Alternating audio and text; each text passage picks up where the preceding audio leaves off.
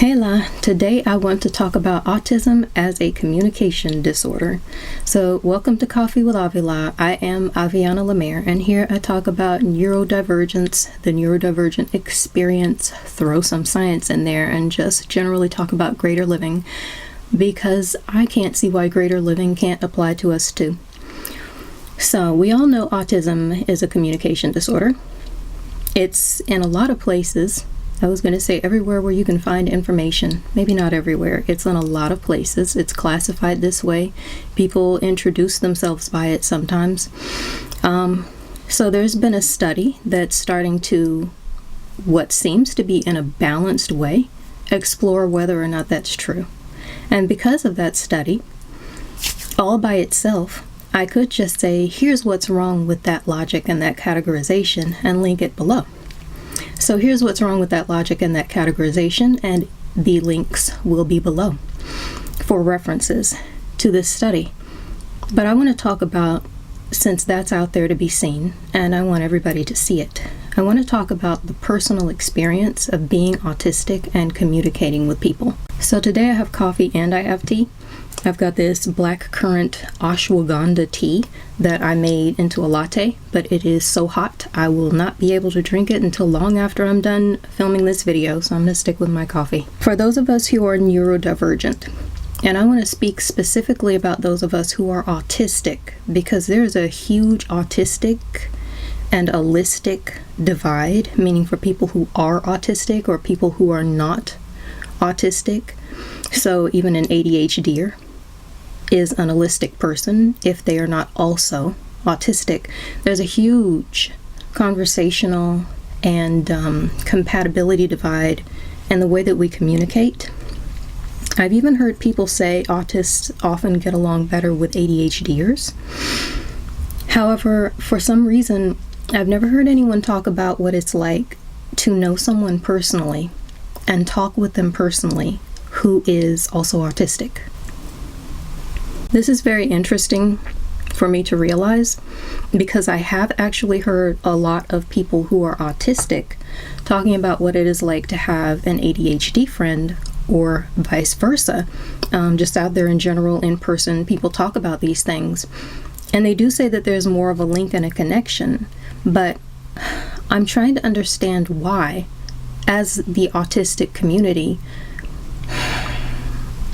I understand why. Let's face it. Most people will probably have had an experience like I have had, where we didn't know, and or we didn't know any others.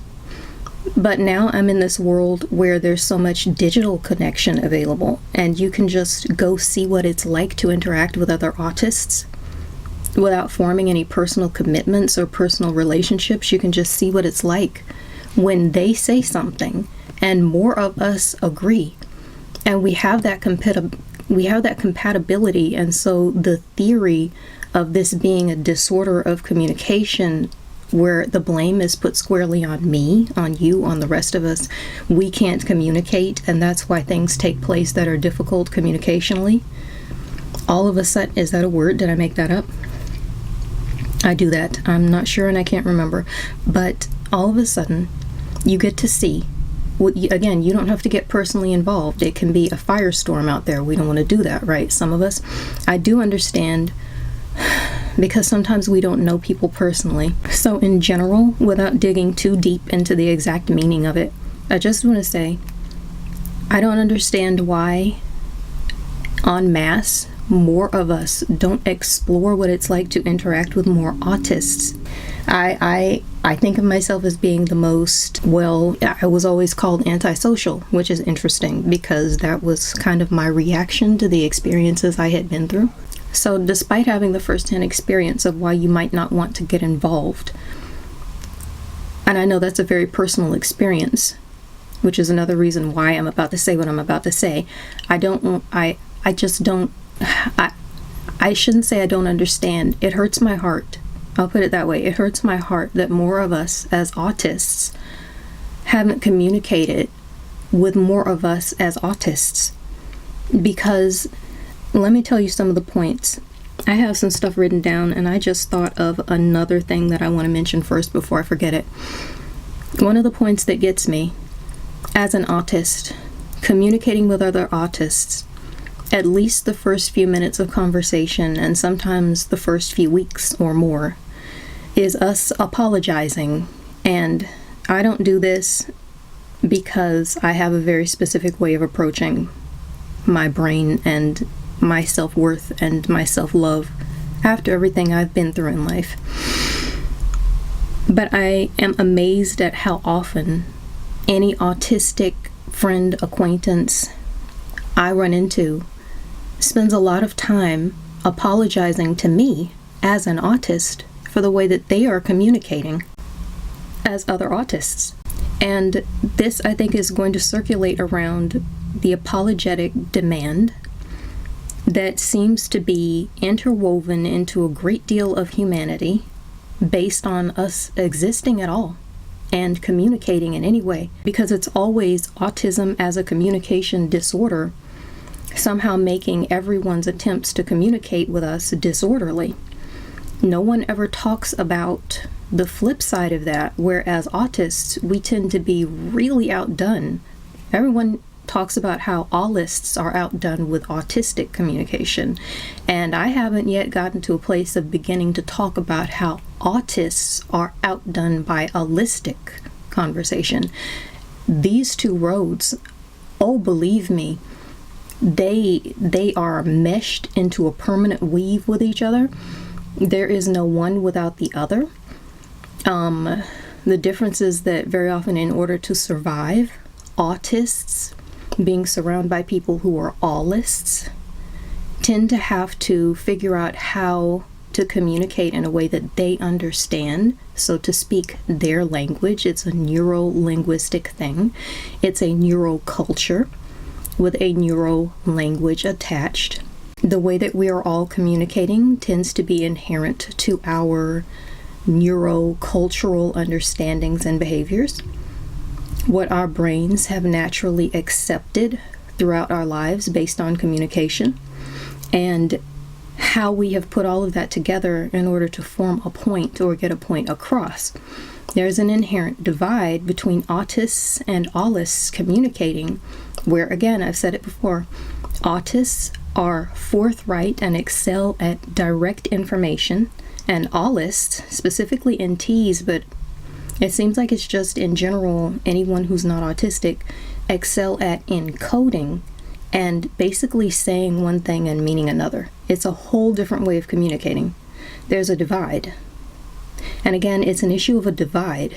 It's not an issue of one party being completely incapable of getting a point across.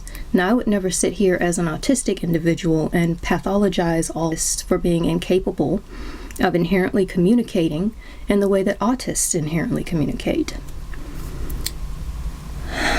I'm just going to leave that point off right here. I'm going to have a little sip of my coffee and I'm going to move on to one of my next points. But once again, to put an exclamation point on that, I'm just amazed at how often I'm chatting with another autistic individual who communicates in my way. We keep agreeing with each other in the way that we are expressing points. Even when we disagree, we are able to agree with the way that we're communicating and keep passing information. It's so easy. It's a huge change on what we get with people who are not autistic. So often that I don't really know that it doesn't happen ever. You can't say something is 100%. I just haven't ever heard of it before, and I've never experienced it.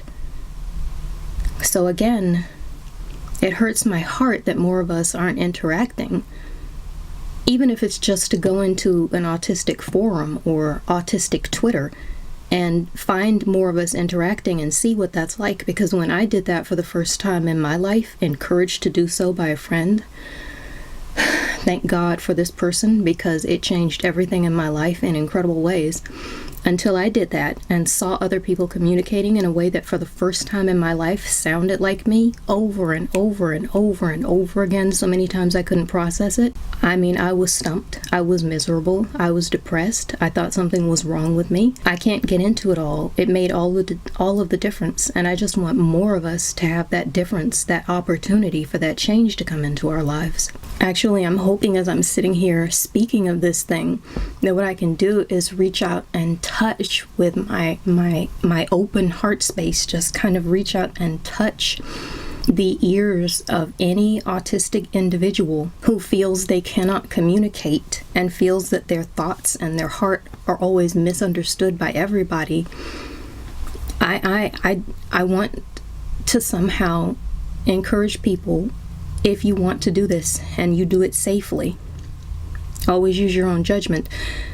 Interact with other autists, or just go see what it's like when we interact with each other. Sometimes just seeing that someone else can have a thought, someone else has a thought, can have a thought that thinks like me. It was life-changing for me. I can't tell you how amazing it's been. And I have never had the opportunity in 3.5 decades of life. I never had someone close to me with whom I could communicate for more than a few passing moments in life. I even think back when I was a child, I had a friend, I didn't get to see her much, and she moved almost immediately, but I wonder if she... Oh, I thought the camera went off. I wonder if she was autistic, because she had a lot in common with me. We were both quiet. We were both very well behaved.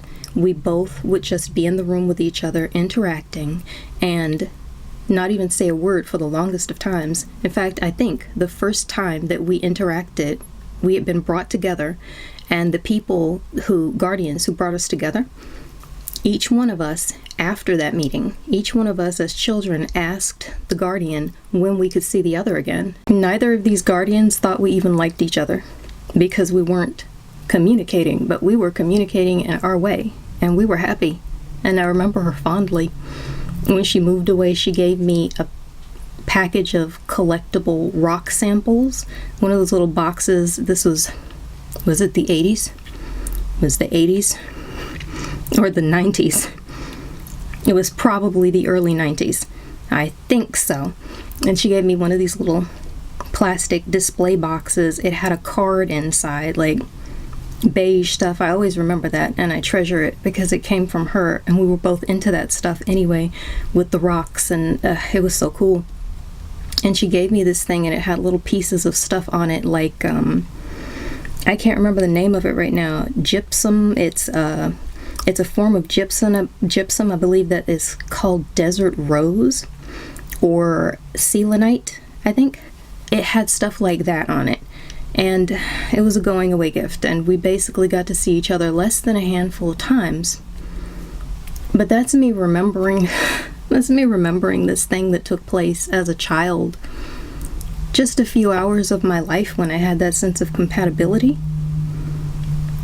And I'm told, and I live in a culture of people just assuming that the majority of people will just have this. The second they open themselves up to it, it'll just happen. They'll just meet these people. And that's kind of part of the holistic culture as a normal phenomenon out there in television and books and movies. The majority of the stuff that's just kind of presented to us, people walking down the street, articles you read, it's everywhere. You're just going to have that person. You have these people, you're compatible with them. That's not something we all experience. And I want to put more of a fine point on this. If you can't have that experience with people at large as an autistic individual, have you tried seeing what it's like to dip your toe or your pinky finger in to autistic conversation, to trying autist to autist conversation? I'm saying "to" way too many times, and I don't know how to stop it. Something else that I want to talk about is really throwing me off. Something else that I want to talk about. I made a list of things that are kind of missing, that we tend to be extremely accustomed to when you are communicating with another autist.